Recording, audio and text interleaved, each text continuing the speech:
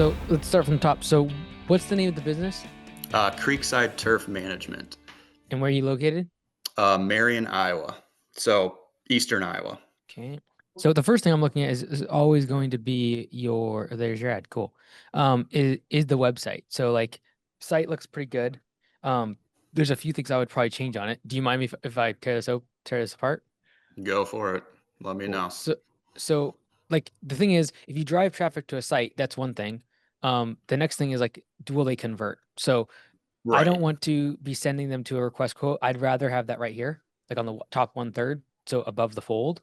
Just doing that, you'll get about 30% uptick in leads or conversion. So if you're sending 100 people here and say 5 people are converting now, that would lead to about 8 more like people or 3 more people converting. So highly recommend that. Um, So you're saying like just like front and center there? well, like so for example, if I come here, right? So one second, let me move my bar. There we go. As a customer, the only thing I really care about is one, I want a quote from you, and two, I need to make sure do you serve me and do what I want. Now, a lot of your pictures do show lawns, so I'm going to go out and guess that you're a lawn care company, but I would Yeah. recommend your subtitle being like uh doing lawn care and landscaping, serving XYZ cities, because right now if I look at this, I don't know who like where you serve, service area and services. Yep. And as a customer, Hmm. within 10 seconds, if I don't know that, I'm out. So in my opinion, I'm gonna make it really easy for them to give me money. I'm gonna put the quote form right here. And if that means like, oh well, it's not integrated or it's not going smooth, doesn't matter. It's worth increasing your lead flow by 30% by putting a form right here. I really like the one picture of it showing your truck. The more of those, the better, because these other ones are kind of like they could be from anywhere. The more you show your Right. brand, your uniforms, your truck, the better. But most importantly, it's your subtitle here. So the customer knows, do they do the service I need and do they serve the area that I'm needing? And then next is having the estimate request form above the fold, right here off to the top right. Gotcha. So like I would start there first because driving traffic from any form of lead gen, the fastest way to improve that is just increase conversion.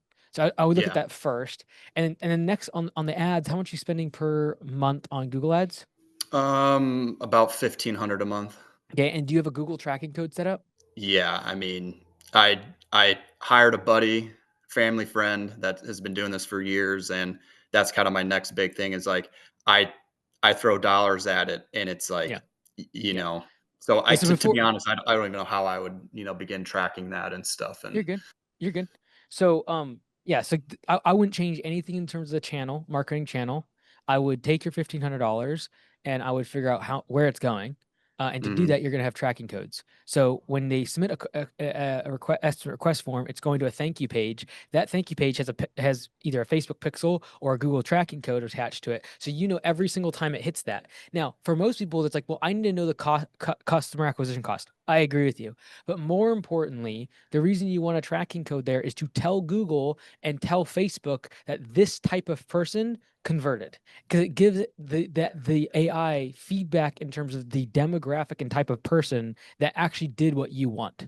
And so right now gotcha. you're essentially, if you don't have tracking, you're basically paying for clicks, and it usually kind of works for a local market because you're servicing a relatively small area, and you're like, hey, if they search this keyword, I just want to show up. Great. But Yeah, if you can actually show that, like, send data back to Google, which is here's the people who actually converted into an estimate, it'll show it more to those type of people. So gotcha. age, etc.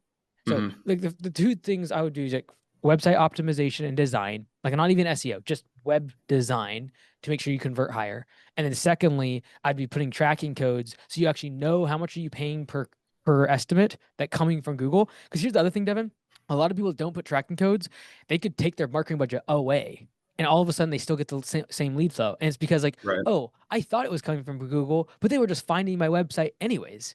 And Yeah. so you want to actually know, did they click on the ad, and then did they submit an estimate request form? And the only way to do that is put a tracking code in place. And if your friend does Facebook, Google ads all the time, they should know how to do this. If not, use Yeah. Upwork or ChatGPT will walk you through how to like set up GA4, Google Analytics 4, put a tracking code behind it, etc. And you'll talk to whoever's doing your web design, be like, hey, I want in the header and the footer, I want this tracking code. They'll know what you're talking about. Okay, cool. I mean, other than that, Like I said, I'll be seeing you in a couple of weeks for the turnaround show. So excited about that. Last month, the average location that was just getting started inside of Augusta Lawn Care brought in over 50 leads in 1 month, and they're just getting started. Why? Because AugustaLawnCareServices.com has a domain that has national authority and ranks very high on Google very quickly. So if you'd like to grow your business, take it to the next level, and scale with multiple locations, go to AugustaLawnCareServices.com/franchise and book a call today. Now, back to the video. I'll let everybody else that has questions and stuff, let them have at it. So thanks, Mike. Cool. Appreciate it. All right. But marketing, like I've gone out and I've talked to a few people. This also ties into a question about what I should price jobs at. But I know I've heard you say a lot. You want to go, you want to kind of get in the mindset of going after budgeted hours. And so that way you can start learning that. And down in the future, if you have employees, you already can look at a job and tell what it's going to take. But when I'm going to a job and I'm talking to people, I've only knocked on a few doors. I'm trying to get things kind of set up before I go out and just put myself out there too much. But like I know there's one time that I overpriced the job because I don't have a good way of knowing how long it'll take. And I know you just said to Ryan, I think the younger man, that just go out and start doing stuff for free. Yeah, like honestly, like it's like if I'm trying to do sights on a gun, I just keep shooting and I adjust the scope every single time I shoot. Right now, you Yeah, need more shots, right? So just keep getting more jobs, and that's by good. doing that, you'll understand if you're above price, if you're below price, how long things should take. So don't worry about, quote unquote, being put together before you put yourself out there. Just Yeah, go I get the know. I jobs. know. Stay busy. My dad and I are both like that. We sometimes set up a little bit too much before just going and trying to get stuff done. But we are also organized people. We like to not we want to be set up and not have something bad go on down the road. So yeah, I think that's my questions, and I think a lot of these other questions are being answered anyways by other people. So Cool, good stuff. And thank Malachi, you. if I was you, if you're in a city, a 400, I would probably look at the other city, even if it's 20 minutes drive I want away. to anyways. Yeah, Yeah, it's not that far away if I yeah. can go get jobs in 400, it all day. 400 is a little low. I started in Blaine. We did get to 1 million, and it was only 6,000 people. But if it's less than a couple No, thousand, you're probably limiting yourself. I'm not limiting myself to our town. Cool, This is just where I live, but yeah. good stuff. Thank you. I had a bit of a follow-up question for getting those leads for winter services, because I want to grow as much as I can, even though I know it's going to be harder during the off season.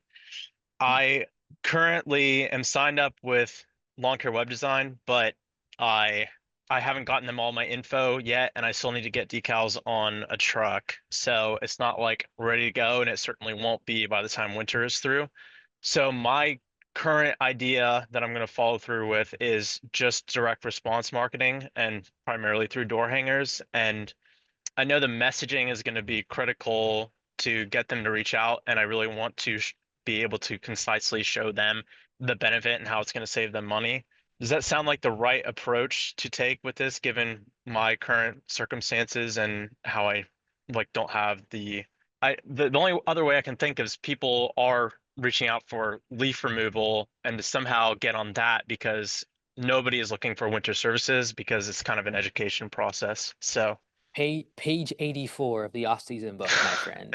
so, This is I'm the so sorry I exact haven't read moment. it. I'm sorry I This is haven't the read it exact yet. moment when your competition cannot afford these investments. They have nothing to sell during winter, so they're not advertising. They're laying off employees and selling trucks to reduce fixed expenses. That's your moment to accelerate and dominate your local market. Drive online ads to instant pricing forms for winter services as you would for mowing. And then I list off like 5 different things to do in the ad. So, and then there's just, you can like scan it and see the ad I'm running. And you don't have to get the book. Just go to the workshop. It's free. MikeAndy.com/workshop. Go to cure number 4, which is recurring services. Hmm. And it'll walk you through the whole process. It'll give you exact words to use for your ads and what to do for existing customers and what to do like to actually run ads and stay offensive. Basically, you do have to educate them. You have to educate them why they're going to save money by doing it. Hmm. And then I'm just gonna price it just like mowing, like same thing. I'm not gonna tailor anything specific to the services. I'm just gonna measure their lawn and think about like next year. Are there any pitfalls to doing that? And Yes. am I selling the result every time when we show up, or is it just am I gonna tell them we're only going to spend this amount of time. So even if we don't get to like this section or this task, like it's not going to be finished yet. We're going to get that done later. Yeah, so the pitfalls are the initial service. So you show up to someone's house, they're like, "Yeah, got your $70 biweekly winter services," and you show up and it needs a $3,000 cleanup. So Hmm. that's pitfall number one when you're selling to new customers. Pitfall number two is regardless of whether they're a new customer or an existing customer, they expect that checklist to get done every single time from top to bottom when they're like, no, that's not how it works. So it is an educational process. And I walk you through the different ways, in the workshop. Just again, mycandidates.com/workout. I walk you through the 4 different ways to do it, and like the one I recommend, and then how much based on how much time you have, how I would sell it. But the more Hmm. time you spend educating them on what they are gonna get, the better it goes. So we can retain usually 70% of our customers from mowing into winter services and keep them all winter long if we educate them correctly. If we don't, that goes down to like 25 to 30%. Hmm. Yeah, it's very critical. Would that include like tips on like what to add into the services too? Like, am I gonna do gutter cleaning? Am I gonna do like this, and that? Does it cover all of that? Basically, how to Yep. package it? Yep, exactly. And it shows our templates and like what we put in our emails, and then how we actually will do a Loom video and show them the price difference, the whole nine. Okay, thank you. We're a lawn and landscape maintenance company. A big chunk of what we do is mowing. And the typical thing is we give a price for the mowing and it's a weekly service, etc. But we have the age-old problem of sometimes we get into dry spells and such. And our plan usually is to fill in those, like if we have weeks where chunks of the lawns aren't getting mowed, we're filling that in with shrub work and things like that to keep the schedule full. But sometimes even that can empty out and things like that, and it can get a little tough. We're in a dry spell right now. So I'm just curious, in Augusta, have you seen more success with doing that model I just talked to you about, or do you try to get clients on more of like the winter services type setup where it's like, hey, here's your weekly fee, we're going to mow it every week for you, or if it's dry, we'll pull weeds, trim some bushes, spend that amount of time and do it that way. Does that make sense? Yeah, what market are you in, Norm? Or Jason, sorry. Yeah, yeah. Central Illinois. Okay. Have you ever talked to Dustin from Augusta or not? Dustin? He's in Champaign. Oh, no, not personally. No. Okay. I would recommend it. He has a couple locations, and he's kind of figured this part out too. So all of it to say, there's two ways of thought. One is you sell people like you currently are as a gateway service, and then your objective is to upsell during the slow season. Like that's one objective. And so, for example, like during Spring Rush, we do not do projects at all, none, zilch, nada, in my locations for like 3 months. Everyone that asks is like, "Yep, we're booked out till July. Yep, we're booked out till July." And then we hit July, I know that mowing comes down. I can start doing those projects and fill in the work and make it more evened out. We do the same way as you. We sell it via the surface. The alternative way is that on the upfront, you take more time and educate the customer that, hey, it's a monthly service that you pay for. It's a level billing contract inside of Copilot. And we do mowing every week, or if there's nothing that's needed, we do X, Y, and Z and everything else. It really depends on what you're trying to do with the business. Like if you're trying to scale very quickly, selling it per service is easier because it makes more sense to people and they'll sign up online, they'll sign up over the phone. If you're trying to build this a little slower, a little more methodically, and you want cash flow to be really simple, doing it by the monthly contract at a certain price and then saying, hey, by the way, it includes all of this stuff and you pay year round, that's something that you can certainly do. Okay. Yeah. So you'd be looking at it more as like a yearly thing, like they pay a weekly or monthly amount all year round, and you try to wrap in whatever services they're going to need and bake it into your price. I got to, because otherwise they're going to cancel during the time when I make all my money and you could actually be upside down on the job. Okay. Yeah. Right? Because if they cancel at the end of fall, you will lose money on that contract unless you've annualized it. Or some people do 9 months, but like your whole objective here is like to fill in the whole rest of the off season. So yeah, there's certainly markets unlike Illinois where when you can mow once a month at least, this is when it makes the most sense to do the 12-month thing. And just be like, hey, you pay the same amount per month. Here's all the things we do during the summer, spring, and fall. Here's what we do during the winter. And if we're gonna come no matter what, twice, 3 times a week or once a week or whatever it might be. But in your market, you're going to have to either upsell during slow season and sell one-time projects. Like that's the one time we do one-time projects when we slow down during our summer. Like our July, August, September in my market is the time we sell projects, because outside of that, I can do recurring services, I can do winter services, I can do mowing, but like those 3 months I have to sell projects. So that's when you're going to use the text blast feature inside of Copilot. Like that thing is so underutilized, it's crazy. And it's literally, we're not charging for it right now. We will have to charge for it. Like there's tens of thousands of dollars that we spend on Twilio credits that we do not pass along to users right now. I would be beating that thing up if I was you in terms of using that to upsell to customers. If I'm going to bring on another truck, I need to bring in another 30 hours plus of work. Can you hear me? Yeah, I can hear you. Yep. Okay.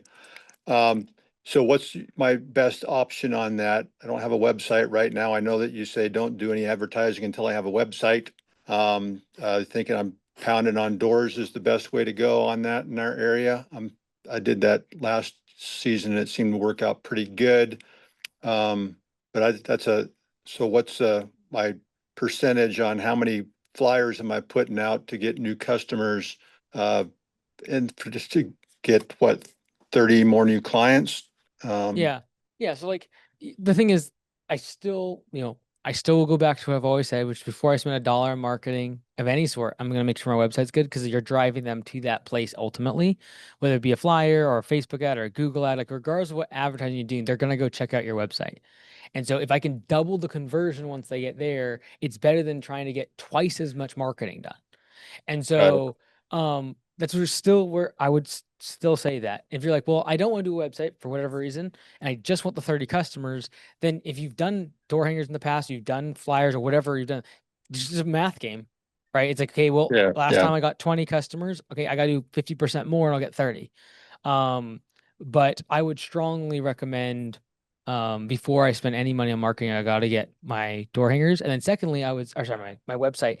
But I'll also say, like, I would be exhausting my free marketing and upsells, right? Because like you get 30 budget hours a week added by just simply doing a better job of emailing and texting your customers from Copilot.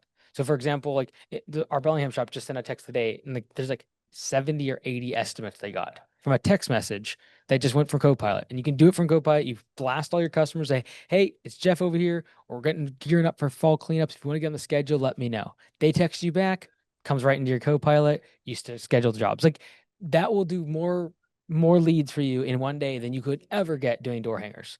And what's nice, it's like on demand. It's like when you need more work, you send out a text message with an offer and you make it relevant to the time in the season. You don't make it super promotional, like buy today and you get 10% off. Contact us now. Like it's like, hey, it's Jeff over at Blue Sky. Just checking in, see if you like fall cleanup. If so, let me know. We'll get you on the schedule. Like that will get responded to. And if you have 500, 600 contacts inside a Copilot, you will get responses. And so before I even spend $1 in marketing, I would be definitely exhausting my free resource. Like it doesn't cost you any more to email and send text messages. Like I would use that first. Do you have any tips for someone that's in a hyper competitive location? Okay, what service are you in, Chris? Lawn care. Okay, and which market? Monroe, Michigan.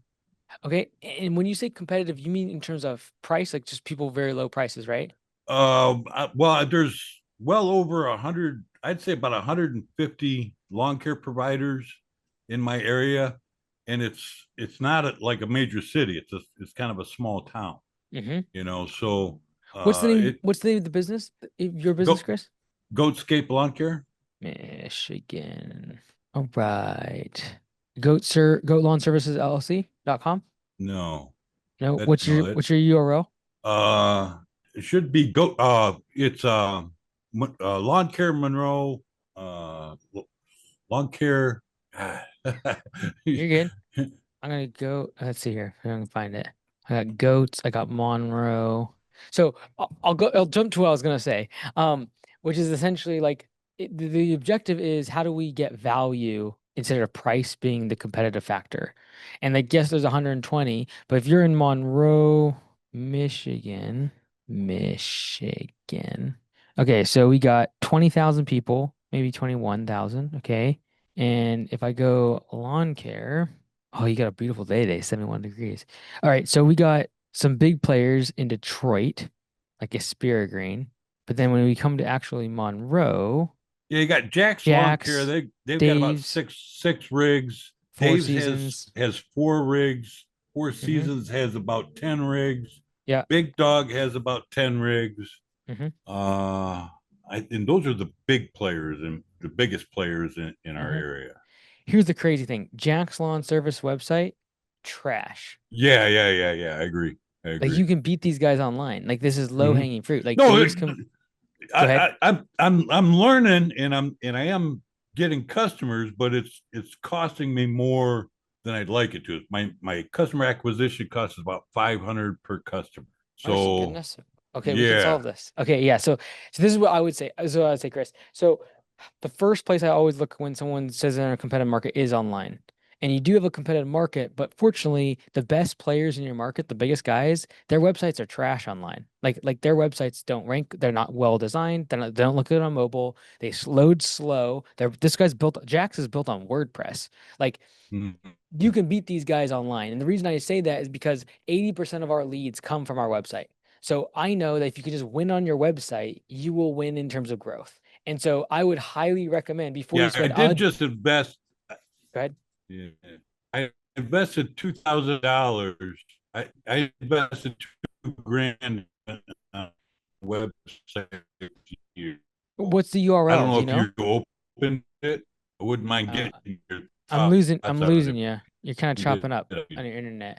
I don't know if your if you internet, were if you able can to change your open. internet there, Chris, but I'm losing you. LawnCareMonroe.com. Lawncaremonroe.com. All right, lawncaremonroe.com. Lawn Care Monroe. Yeah, my internet's not good. I'm using Wi-Fi. Yeah. You're good. You're good. Okay, so I'm looking at your site. Your site looks better than theirs. I can tell you that. So it looks decent. There's no reason why you can't beat them even with this site, honestly. Um, when did you get this built? This site? Oh, can't hear you. Do we lose him? Dun dun dun dun dun. Chris, Earth to Chris. About a month ago. Month ago. Okay. All right. So I do think this site looks pretty good. I would change a couple things. Um, First off, when someone gets here, I want them to be able to submit an estimate request form immediately. So I would put your estimate request form right here. And it doesn't need to be integrated with Copilot, it doesn't need to be fancy. It just needs to be above the fold because I know that 80% of Okay. people will not scroll That's down and they will that's not in the go to a different works. page. I just Okay. It's happening. Okay. I did put that request in. They're working on that now. Yeah, so Okay. it's in the Cool. process now. Okay, that'll be good. I would also like try to get an actual email address, something like chris@lawncaremonroe.com. Look more professional than using a Gmail account. Um, there, this is not clickable. I would make Okay. like your phone number, for example, clickable. So like if I'm on my mobile device, I just want to tap on this. I want to tap on your email, right? Um, but I think just by putting your estimate request form, that'll be helpful. The next thing I would say is like this background image. I have no idea what you do. I would rather see like you and your team or your truck, your branding. It says Goatscape. Like this iconic. This is iconic. Your logo. That's a great logo. Mhm. I love the name. That should be on the side of your truck or trailer, and then you standing in front of it, or your team standing in front of it with a mower. That should be the photo right here. Okay. So brand recognition is them seeing the brand on your truck. It's like the sign that stands out next to the road. They're like, oh, cool sign, cool truck, cool trailer. What do they, you see the sign, you turn in the parking lot. You turn in the parking lot, then you're looking for what? The storefront. The storefront is your website. And I need the website to match up the truck and the trailer. And the best way to make sure that like, when they pull into the parking lot, they know where to go, is that the sign and the storefront look the same. So in this Right. case, the sign is your truck and your trailer. The storefront is your website. I need those things to match. And so if you have this on your truck or trailer, great. Now let's show it right here when they first get to the site. So I think you can win this game even in a quote unquote competitive market by simply beating them Yeah, all online.